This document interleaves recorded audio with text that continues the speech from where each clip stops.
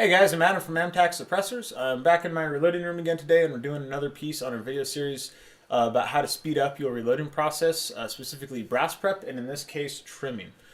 Trimming is not really a whole lot of fun, especially if you're using an old manual like I used to do. When I was reloading 50 or 100 pieces at a time, this worked out all right. I just took off the little crank thing, put a drill on there, trimmed my length, and then I went to a little prep station to do the dechamfer and deburr.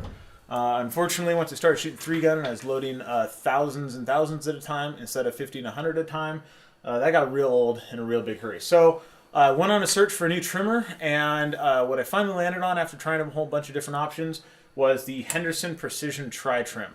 I know a whole bunch of people just yelled to their computer monitor and said, dude, you blew it.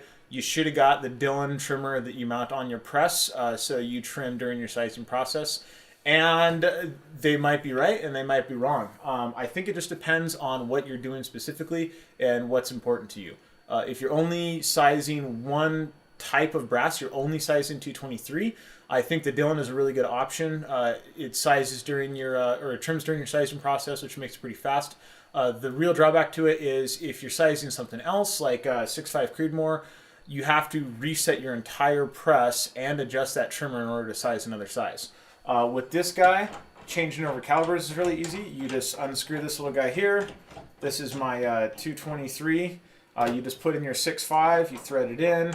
Even with that, you have to do a little caliber conversion on the front. So you just pop out a single Allen screw, pull that off, put a new one on, and that's it. So if you're not changing bullet diameter, your changeover is, I don't know, whatever that just took, 15 seconds. If you are changing your bullet diameter, you're looking at like maybe a minute, worst case scenario. And you don't have to adjust anything when you're done. I can take this out, switch it, put whatever I want back in, and it's going to be adjusted for the caliber that I want to trim as long as I adjusted that before. So the changeover is really fast. The other thing I really like about this one is this dechamfers and deburrs at the same time it trims, where the Dillon one does not. So if you're just loading a bunch of hoser stuff and you're not really worried about having a nice chamfer in there, and you feel like you can count on the tumbling process to knock off burrs on the outside, and that works just fine.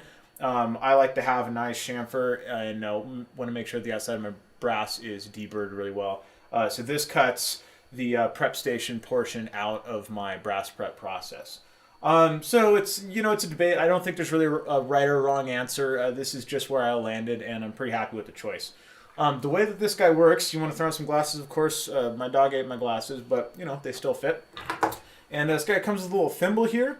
The way that I do it, I just put the thimble between my first and middle finger, and I kind of stack my two thumbs on it like that. I just hold the thimble here. You put your piece of brass in there.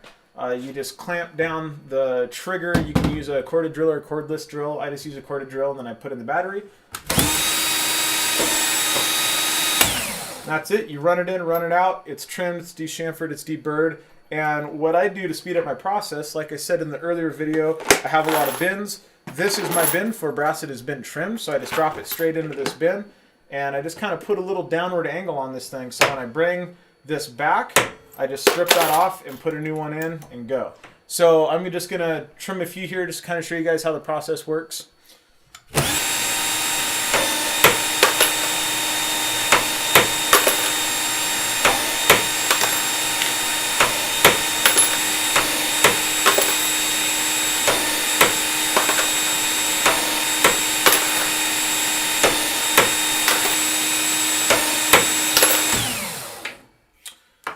So as you can see, it's pretty darn fast. Brass is very well done. Nice, smooth chamfer in there. No burrs whatsoever. Length is really consistent within the thousands.